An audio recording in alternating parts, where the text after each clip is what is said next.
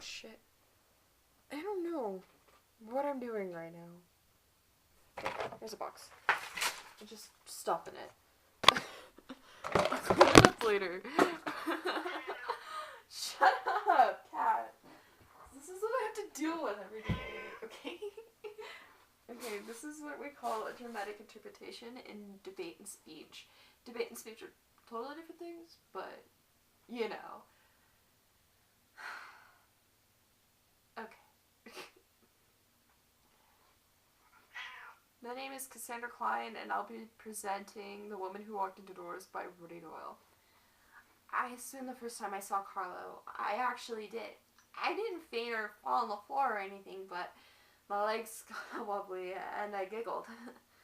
I suddenly knew I had lungs because they were empty and clasping. Carlo Spencer.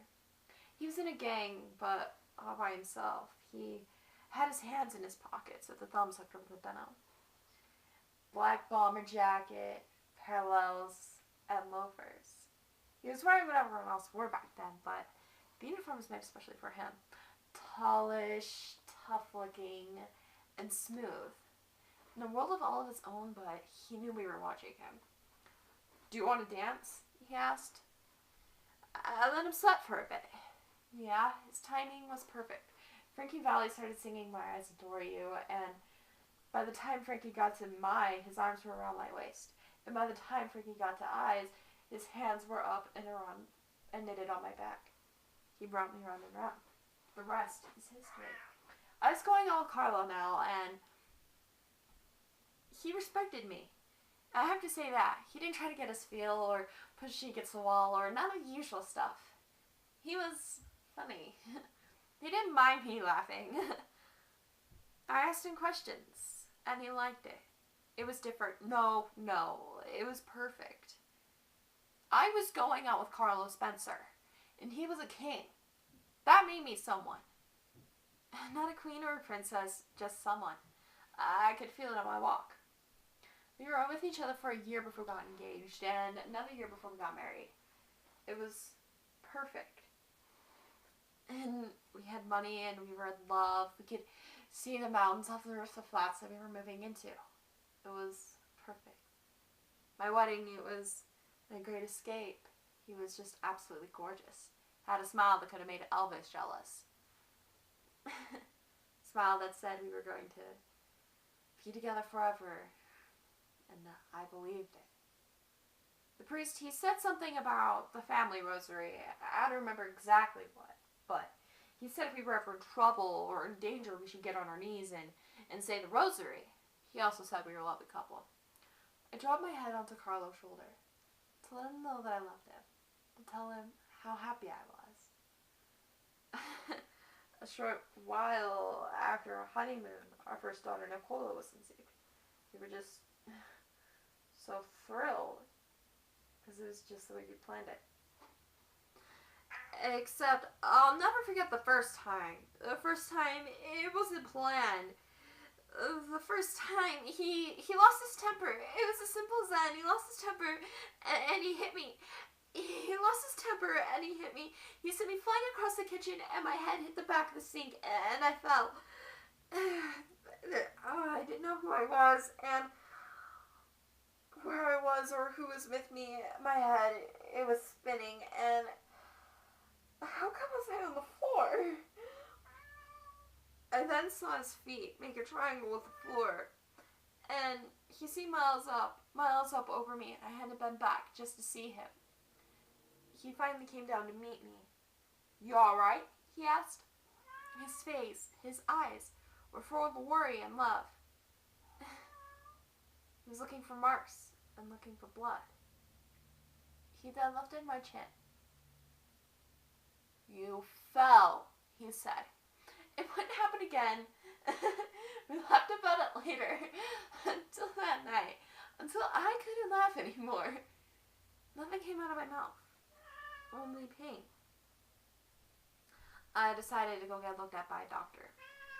I went and I had driven myself. The doctor never really looked at me. He studied parts of me, but he never saw all of me. After the incident with Carlo, something changed. He walked around me. He saw right through me, as if I were invisible. There were days when I liked not existing. When I just shut down, stopped thinking, and stopped looking. The second time Carlo hit me, he grabbed my hair and he pulled me to him. I saw him changing his mind as his grip loosened. He loved me again. Another mistake, and he hadn't meant it. But then it happened again, and again, and again. There wasn't one moment when I wasn't waiting for him to go, and we're waiting for him to come, waiting for the fist, and waiting for the smile. I sat at home, and I waited. I mopped up my own blood, and I lost all of my friends, and most of my teeth.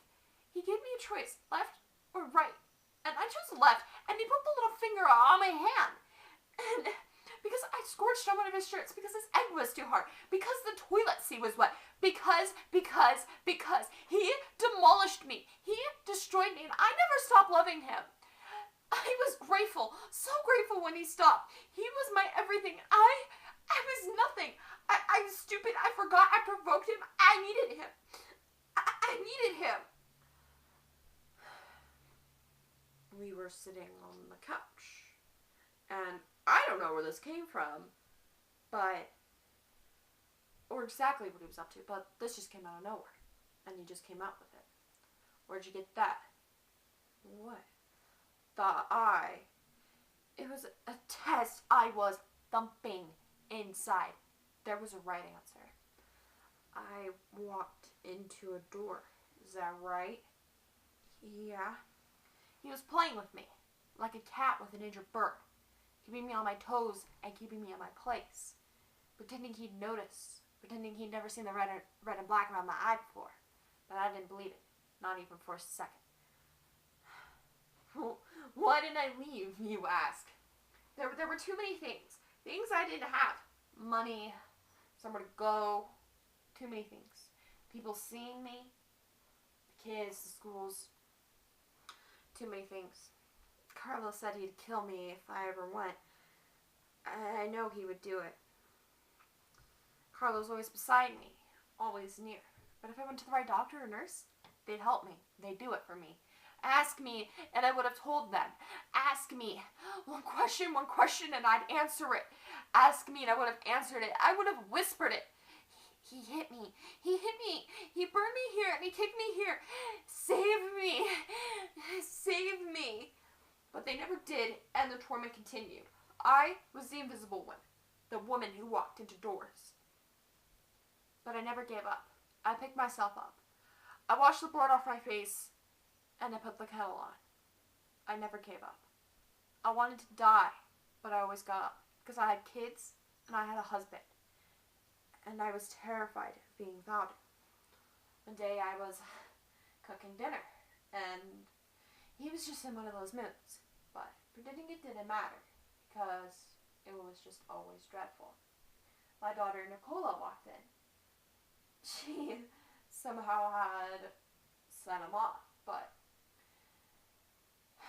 I saw the way he was looking at her, and ping, gone, just like that, ping, gone.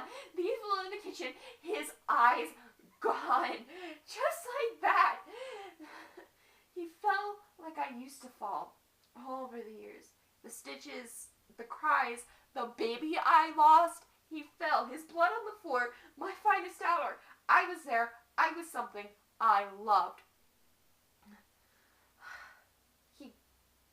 For 17 years, he never gave up. For 17 years, he threw me into a garden. He picked me up and kicked me down the stairs. He locked me in, locked me out, bruised, burned, broken, bewitched, bothered, and bewildered. For 17 years, he never gave up. But neither did I. I always got back up. Okay, thanks guys for watching and supporting me and stuff like that. So I hope you guys like it. And I'm getting my haircut soon, so really excited. So I really hope you enjoyed my cat singing in the background, and yeah.